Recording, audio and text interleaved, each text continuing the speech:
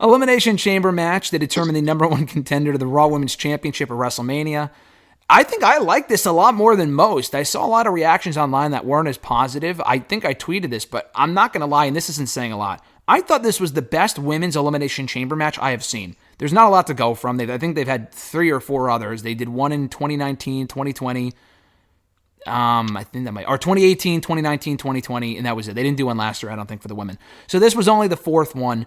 It was quick. It was around 15 minutes, which I didn't know that until I heard someone say that or someone brought it up to me after the fact. It was a little rushed. I don't know why that is. I thought there were a lot of cool moments. I thought there were a lot of great reversals and great chemistry shown within the women. I thought the order of eliminations was perfect. Nikki Ash getting out of there within minutes was perfect. Liv got some time to shine. She actually took out Doudrop.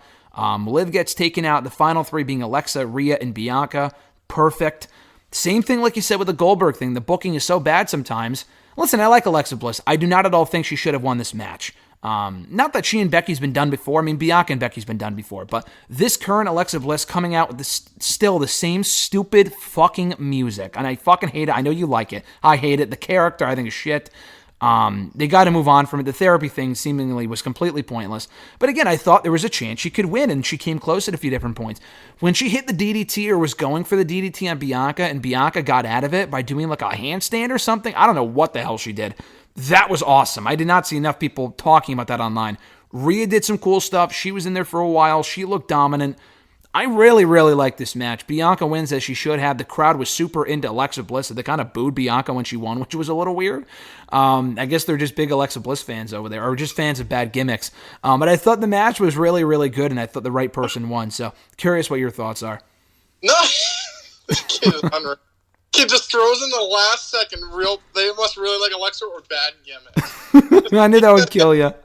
But no, I mean, I thought this was a great match. Like I said, I think going into this, I was pretty excited. It's probably the most excitement I've had going into one of the women's ones. I think they booked a lot of people well. Besides Nikki Ash, I mean, I think everyone else has been booked at a better rate, or at least is over. Like even Doudrop, I think she's come a long way. I mean, the gimmick's fucking stupid, but I think she's great in the ring. I think she showed her power here, and I think everyone had the right spots. Like you said, I thought at the end, I was like, oh my God, is Alexa Bliss going to win? I love Alexa Bliss. I don't hate the gimmick as much as you do. I kind of like the theme. It's kind of dumb, but I kind of like it. So. It's kind of dumb, but I kind of like it. That's so funny.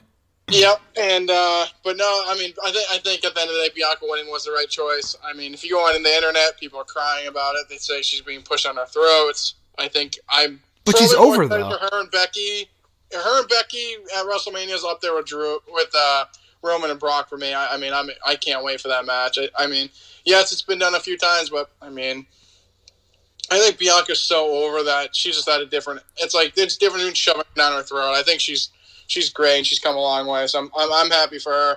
But I think, like you said, Rhea looked good in this. Alexa definitely looked good in this. Liv had her spots. Doudrop looked great. Nikki Ash, I mean, sorry, someone had to look like shit and someone had to not get over. Unfortunately, her, but.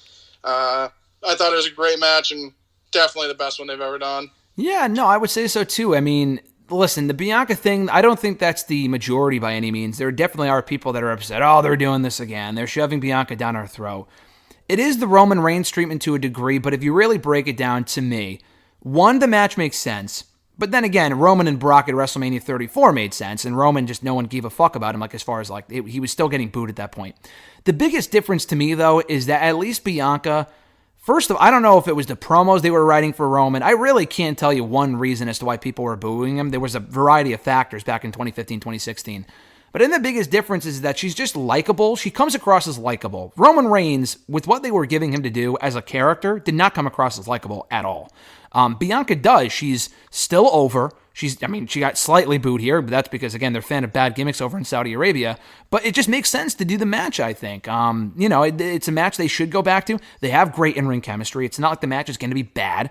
I mean, dude, you were there for the last match I think they had right on Raw, that Raw Women's Championship match, and I thought that was a really, really good match. I'm looking forward to seeing them do it again at WrestleMania. Great match. Match. And like I said, she's over as shit, too. And, I think she still gets cheered more than Becky. I don't know. I understand, like you said, she's kind of been pushed a little bit more lately, and she was champion last year. She went to WrestleMania, won the Rumble, yada, yada, yada. But I don't know. I feel like she's one of those people that, she's so over that there are going to be obviously naysayers. I mean, people are saying Roman's stale, or when Drew had the belt that they're over it. Like, there's going to be those people that are going to complain about it. But like, she's one of those people you should keep the foot on the pedal and just keep pushing her, because from where she was in NXT, like when we saw her in NXT, I think she's come so far, and I mean, she's definitely one of their top women right now. And I'd keep the accelerator on my foot on the accelerator, because she's a special talent. Yeah, she's a star. I mean, you talk about Bridgeport. When we were there for TakeOver 25 3 years ago, I think she was on the NXT TV tapings right before the show started. I think it was her and like Mia Yim or something, and they were having a couple of, a series of matches at that point. I think she actually lost to Mia Yim, and obviously Mia's not here anymore, unfortunately, but she's gone on to main event WrestleMania, win the Women's Rumble, win Elimination Chamber.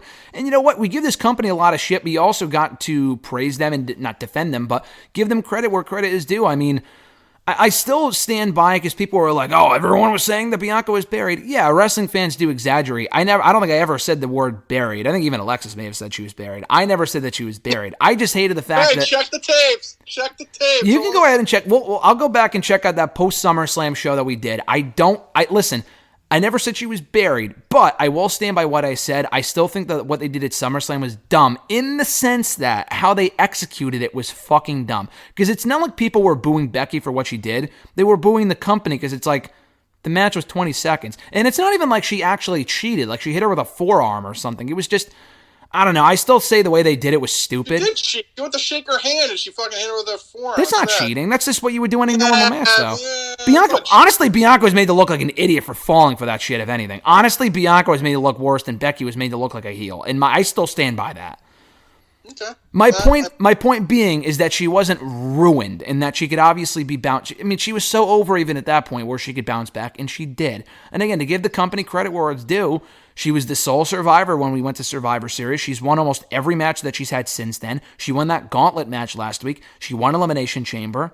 I mean, there's a lot of people where they do this and where they lose for months and they get back in the title picture. It's like, why the hell should I give a shit?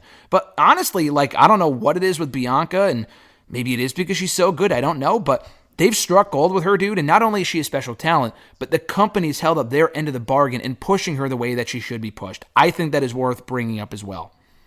Yeah, like I said, I think they've done great with her. I think, like you said, even with her little hiccups there and there, she's been definitely one of the top. Without having a championship, she's definitely been the top booked female in the company. That's not a champion, and it's not even close.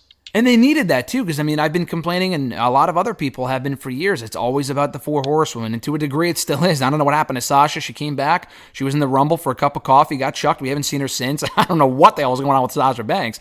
But beyond her, Charlotte's a champion. Becky's a champion. Bayley's out, but she'll be back in the focal point, I'm sure, when she comes back. We need more top-tier women. Like, honestly, dude, it really is amazing to think. I can't think... I'm going to throw it to you. I can't think of another woman beyond the four horsewomen in probably the last 5, 6, 7, maybe even the last decade. Maybe AJ Lee. AJ Lee probably, but I can't think of another woman that broke through that ceiling. And not to their own fault or whatever, but there's a lot of women that could have been on the same level as a Charlotte, Bayley, Becky, whatever. And then they just didn't, WWE didn't push them that way. Like, to me, I think of Asuka, and I think, obviously, she's over. When she comes back, she'll be popular. She's had all these accolades. How can you say they ruined her? They didn't. But the character stuff is just awful. And I don't think it's even a case of like, oh, her promo skills aren't there because her English isn't great. It's not even that. How they booked her, for the better part of the last couple of years, she's not at the level she should be. I mean, it's not even the fact that Bianca headlined a Mania before Asuka ever did. I think that they have nailed Bianca more than any other. Get your mind out of the gutter. That sounds weird, but they've nailed the booking with Bianca better than any other woman aside from the four horsewomen. I would say in the last 8 to 10 years. Is that a true statement or not? Yeah, I would have to check my notes. But Ronda, I guess, but she was already a star coming into the company. Based off what I'm thinking, I would say she's deaf. I would have to agree with that. I'm trying to think of other people. Like I said, Asuka's definitely been good. Alexa Bliss would definitely be in the category. Yep. I still think she was never she was popular, but I feel like Bianca's at a different point. I feel like she's got the crowd. I even would see. I think you could even put Rhea on. I think Rhea would probably be one. She's getting close to there. I look at them as bulletproof type. I think them two specifically. I like Alexa Bliss. I think she has her fans, but I feel like there's other points that people kind of just didn't give a shit about her.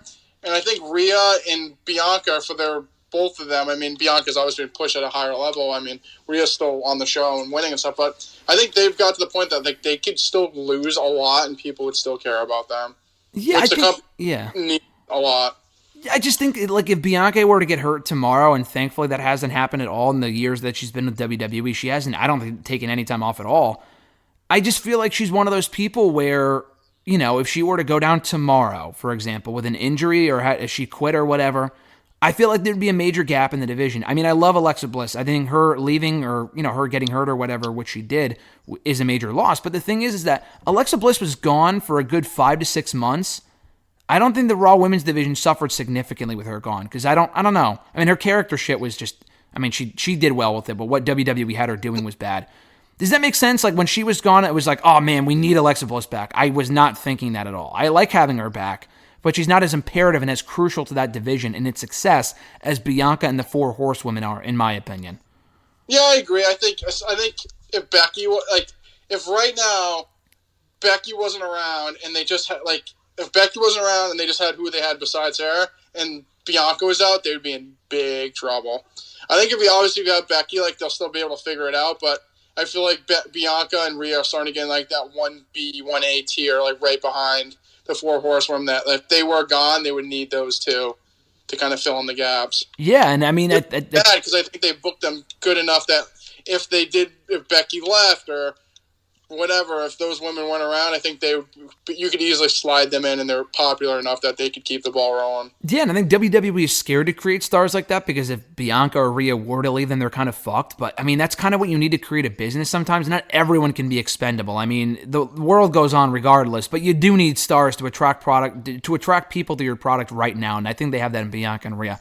I just went on for 50 minutes about praise for Bianca Belair. We both did, but it's just worth mentioning. I don't know. It just really stood out to me on the show and on Raw how much of a star she is. So hopefully she wins at WrestleMania. I think it'd be stupid to have her lose at this point. I love Becky, but the time has come to have Bianca win.